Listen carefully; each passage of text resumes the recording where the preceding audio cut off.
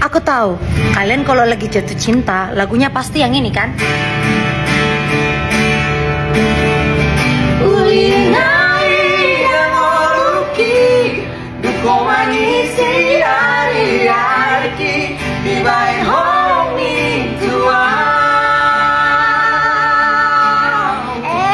Tapi 1 bulan, 6 bulan, setahun bisa lagunya berubah jadi yang ini.